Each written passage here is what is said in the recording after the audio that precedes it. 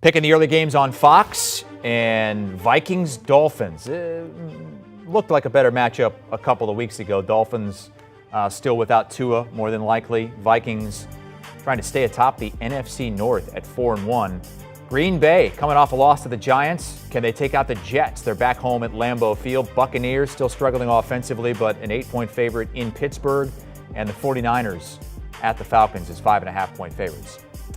Chris Hassel, joined by Pete Prisco. Brady Quinn is with us as well. Let's start with the game between the Packers and the Jets at Lambeau. They can't lose to both New York teams in back-to-back weeks, right? Well, they could, but they're not going to. I mean, this Jets team is playing pretty good football, but they beat a team last week in Miami that didn't have their quarterback. Mm-hmm. And so you got to put an asterisk next to it. Give him credit. He's taking receipts. Robert Saleh, he's got receipts from me. I know he's got receipts from Brady. We know that for a fact. DJ hand-delivered them. Oh, yeah, absolutely. So they are playing good football, but this is a must-win for the Packers, and I think they're going to play like that. The defense hasn't played up to expectations. The passing game hasn't clicked yet. They just haven't looked right. This is the game where the Packers start to look right.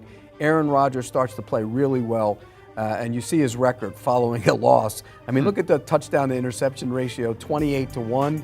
They must have played the Bears a lot coming off a loss. He's going to get 3 in this one, and they're going to win this game going away. So I'll take the Packers minus the points.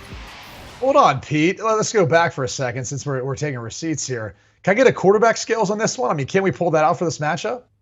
Oh, kidding me? It's Aaron Rodgers. Okay, all right.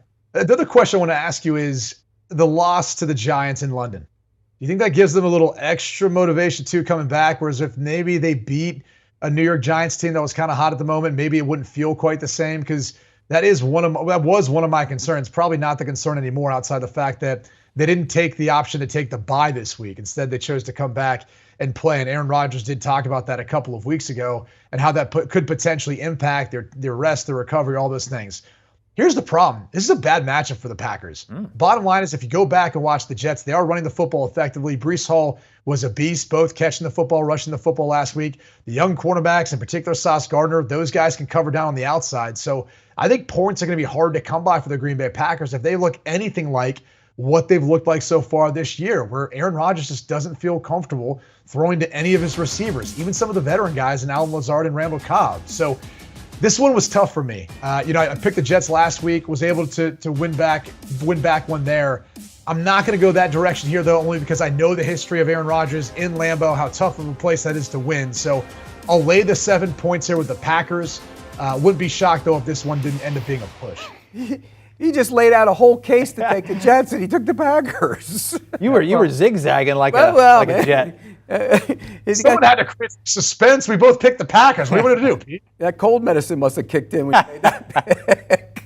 All right, so after all that, both taking Green Bay minus the 7 in that one. Do you want a sports network that delivers everything that matters about the game? The highlights, the picks, the instant analysis, no yelling, no fake debates, no politics.